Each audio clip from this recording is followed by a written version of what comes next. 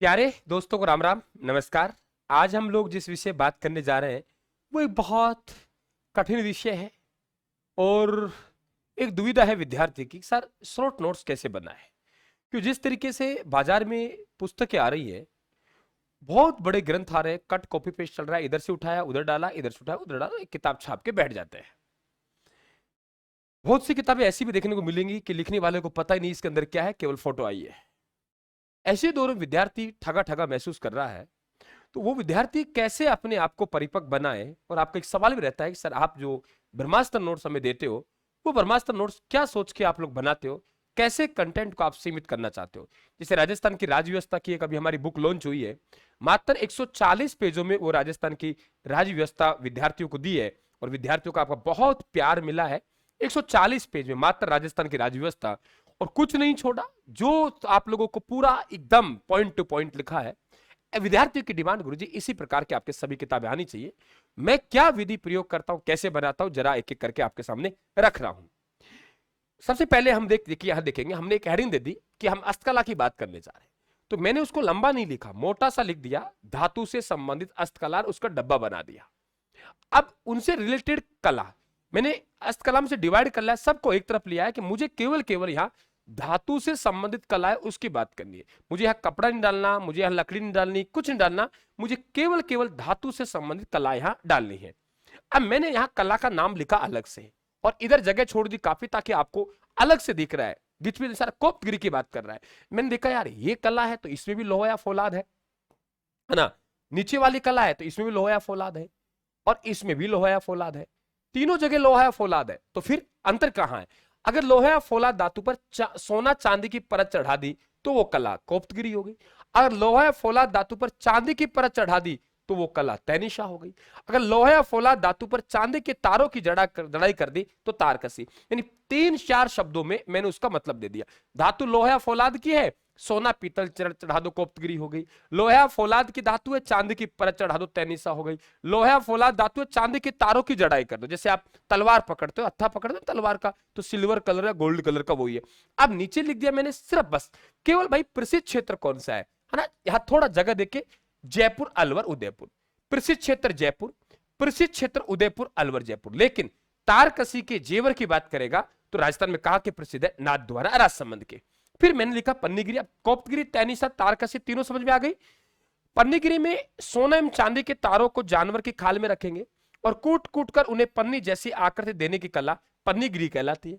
पन्नीगिरी के उपनाम तबक या वर्क भी कहते हैं। जो मिठाइयों की दुकान पे जाते हो आप लोग, लगे होते हो मिठाइयों के ऊपर। कार्य करने वाले कलाकार पन्नीगिरी कहलाते हैं। कार्य करने वाले कलाकार पन्नीगिरी कहलाते हैं। और पन्नीगिरी के कलाकारों को सवाई जयसिंह ने बसाया था। किसने बसाया? सवाई जयसिंह ने। अब मैंने इतना ही लिखा और आपके आराम से एक एक बात समझ में आ गई। अब इधर चलते हैं। अब हमने बात की थेवा कला। थेवा कला को मैं अलग से लेके आ गया है ना, कि भाई है क्या। सबसे पहले लिखा मैंने कांच की वस्तुओं पर सोना का चित्रांकन। बस मैंने आगे नहीं लिखा कि वो कहते हैं वो कहते हैं, नहीं बिल्कुल नहीं। जब विद्यार्थियों को मालूम पड़ गया कांच की वस्तु पर सोने का चित्रांकन है, वो थेवा कला हो गया।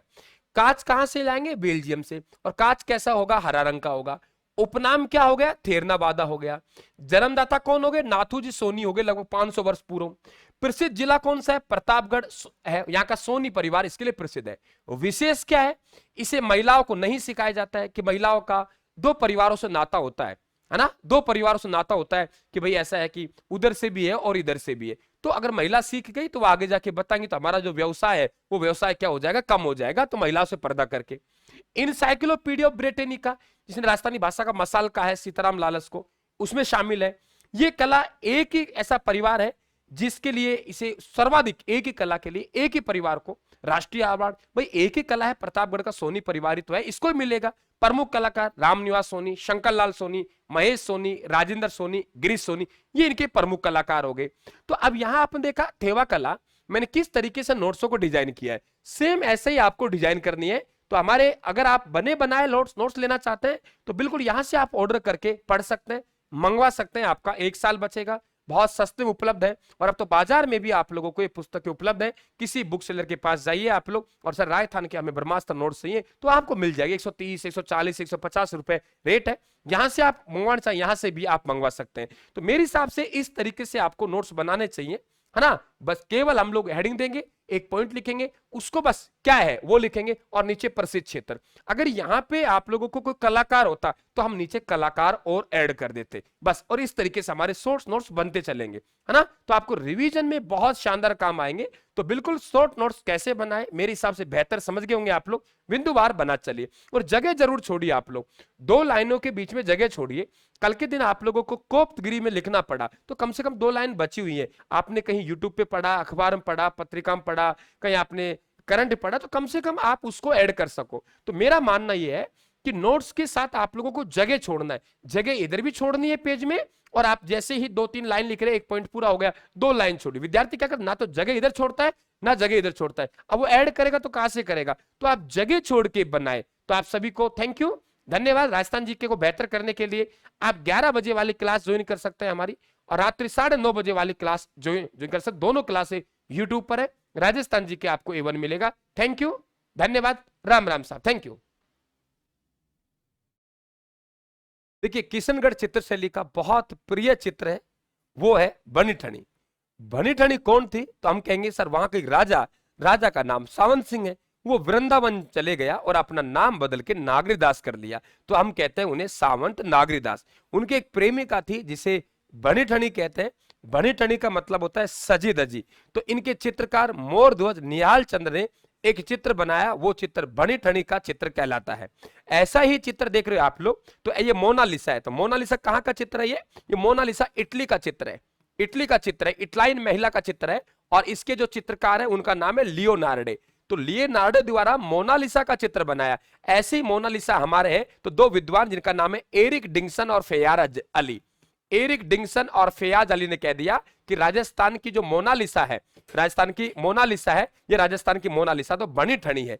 बनीठनी पे डाक टिकट भी जारी हो चुका है। किशनगढ़ चित्रशैली का प्रसिद्ध चित्र है। और यहाँ के राजा सावंत नागरीदास वृंदावन चले गए तो ब्रज और राजस्थानी का प्रभाव देखने को मिलता है।